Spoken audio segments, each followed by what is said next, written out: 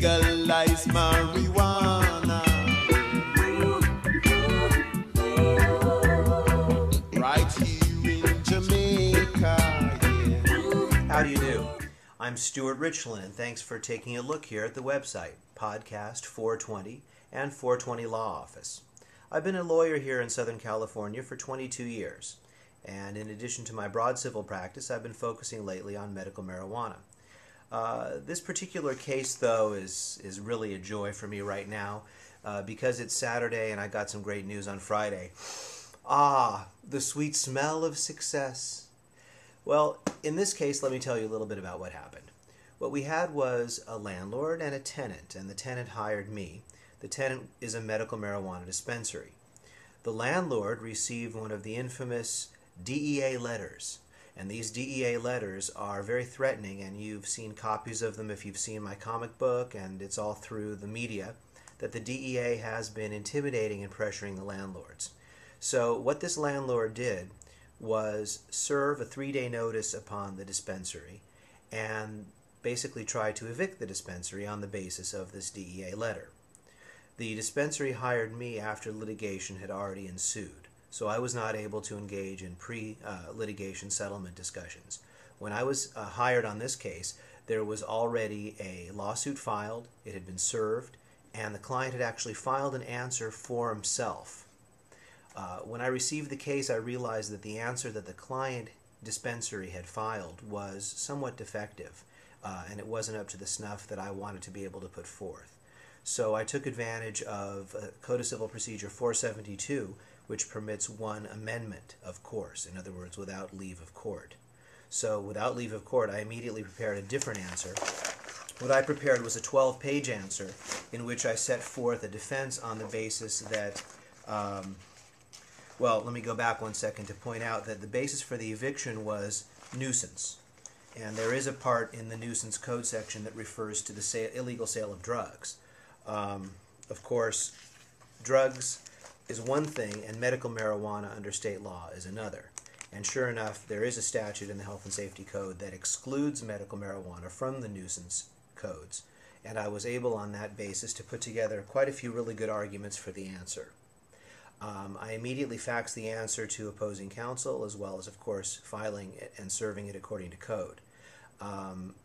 The landlord's attorney was not very moved at that point, but he hadn't had a chance to review the answer. When I finally, actually that's right, I spoke with him when I first substituted in. He was not moved at all. When he got the answer, he was starting to get moved quite a bit. Then I started sending letters in which I pointed out that if he continued with this eviction contrary to the law, that I was going to go ahead and ask the judge in the case to order that my client be repaid for any and all attorney's fees in the matter.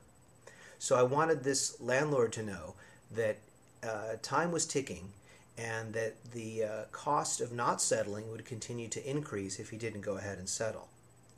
I also included a really detailed argument in my answer.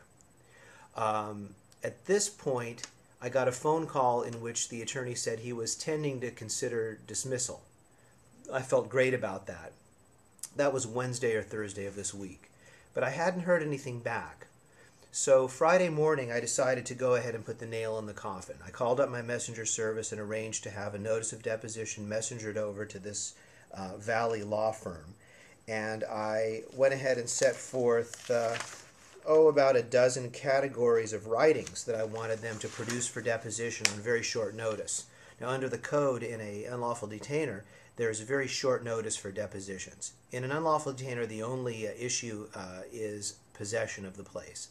And so I'm able, though, to take a deposition of the landlord and go into all the issues that relate to the possession in terms of their complaint and my affirmative defenses. So I was going to be able to go through the landlord's knowledge of the center, because that tends to show waiver, that the landlord waived any claim under which he could now evict. Also, it would tend to show his knowledge of their activities and the doctrine of estoppel, which if he knew before he entered the lease, which in this case he did, what the tenant was planning to do, then he's stopped from saying that they can't do it.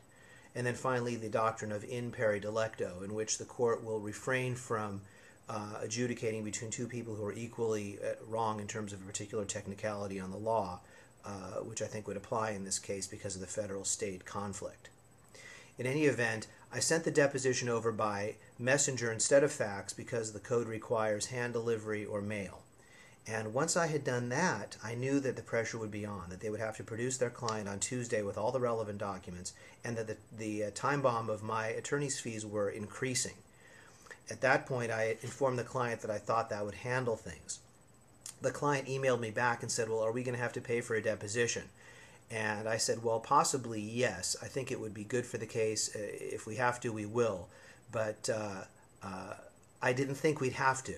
And sure enough, that about an hour after receiving my messenger service of the deposition notice, opposing counsel sent me a letter asking me to sign that we agreed that we wouldn't seek our attorney's fees if they settled right away. I told them that we would waive our attorney's fees if they would go ahead and dismiss up to this point. So sure enough, sending the deposition notice was the nail in the coffin. They went ahead and dismissed the case, and by lunchtime Friday, I was able to report to the dispensary that they could sleep fine as far as not having an eviction over their head. So let me once again, the sweet smell of success. Well, I was really happy to be of service for this particular group of patients. They're legitimate. They use only medical recommendations by licensed MDs. They're very careful to follow the law. They're insured. They're registered with the city. They have their state Board of Equalization paperwork. All we're waiting for, and they pay their federal taxes, all we're waiting for is for the federal government to catch up and allow this type of medicine to be fully regulated and taxed, and to eliminate the criminal sanctions so that patients can get their medicine. There's all kinds of new research right now about medical marijuana. You can find out some of it at medical-marijuana-testimonials.org. Also take a look at California Normal, and subscribe to Google News under the search medical marijuana, and you can find out news every day about the research that's coming out. Thank you very much for touching base. That music tells me that it must be time for us to go. It must be 4:20 on the wall. So take good care. I hope you're enjoying these podcasts, and I'll see you soon. Ah, the sweet smell of success.